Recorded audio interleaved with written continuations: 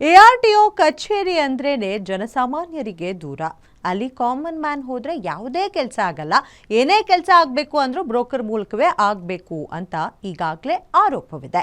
ಈ ಮಧ್ಯೆ ಇದಕ್ಕೆ ಸಾಕ್ಷಿ ಎನ್ನುವಂತೆ ಯಶವಂತಪುರ ಎಆರ್ಟಿಒ ಕಚೇರಿಯಲ್ಲಿ ಘಟನೆಯೊಂದು ನಡೆದಿದ್ದು, ವಿಚಾರ ಗೊತ್ತಿದ್ರೂ ಹಿರಿಯ ಅಧಿಕಾರಿಗಳು ಮೌನಕ್ಕೆ ಶರಣಾಗಿದ್ದಾರೆ.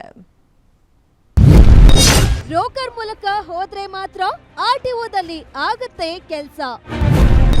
ಯಶವಂತಪುರ ಸಾರಿಗೆ ಕಚೇರಿ ಸಾರ್ವಜನಿಕರಿಗೆ ದೂರ.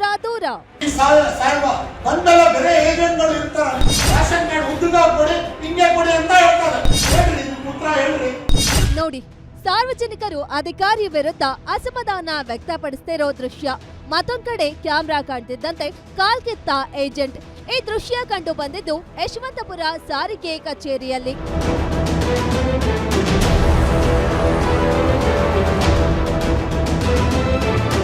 ಅಧಿಕಾರಿಗಳ ನಡೆ ವಿರುದ್ಧ ಅಸಮಾಧಾನ ವ್ಯಕ್ತಪಡಿಸ್ತಿರೋ ಇವರ ಹೆಸರು ಆಯುಬ್ ಖಾನ್.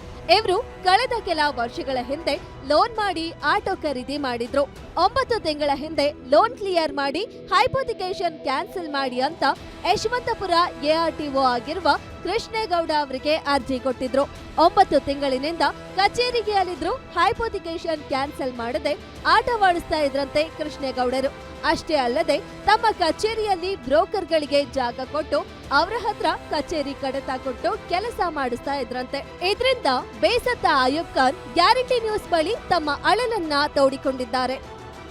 ನೋಡ್ರೆ ಯಾರನ್ನ ಹೆಚ್ಚಿಗೆ ಏನನ್ನ ರೂಲ್ಸ್ ಪ್ರಕಾರ ಮಾತಾಡಿದ್ರೆ ಅವರು ಮೇಲ್ಗಡೆ ಬಿದ್ದುಬಿಡ್ತಾರೆ. ಯಾರೋ ಅವ್ರು ಕೃಷ್ಣೇಗೌಡ ಅಂತ.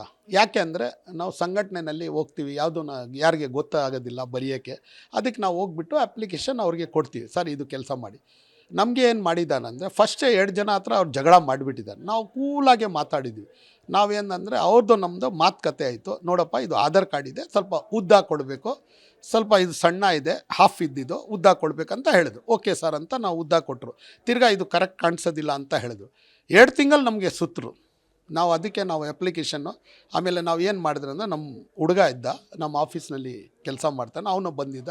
ನಾವು ಅವ್ರಿಗೆ ಏನು ಹೇಳಿದ್ರೆ ಅವ್ರದ್ದು ನಮ್ಮದು ಮಾತಾಯಿತು ಫುಲ್ಲು. ಅದಕ್ಕೆ ನಾನು ವಾಟ್ಸಪ್ ಫೇಸ್ಬುಕ್ನಲ್ಲಿ ಹಾಕಿದ್ದೀನಿ. ಅವ್ರದ್ದು ನಮ್ಮದು ಭಾಳ ಮಾತಾಯಿತು.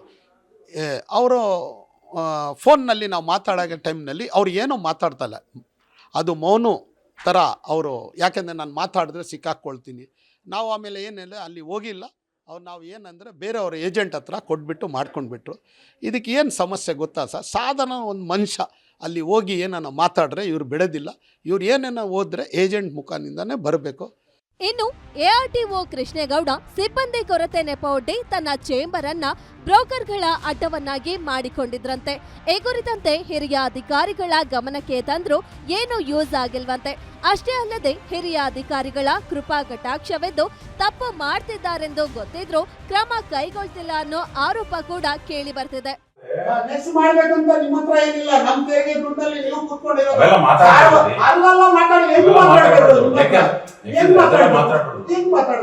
ಸದ್ಯ ಎಆರ್ಟಿಒ ನಡೆಗೆ ಸಾರ್ವಜನಿಕ ವಲಯದಲ್ಲಿ ಭಾರಿ ವಿರೋಧ ವ್ಯಕ್ತವಾಗ್ತಿದ್ದು, ಕಚೇರಿಗೆ ಬರೋ ಸಾರ್ವಜನಿಕರ ಹತ್ರನೂ ಸಭ್ಯವಾಗಿ ನಡೆದುಕೊಳ್ತಿಲ್ಲವಂತೆ.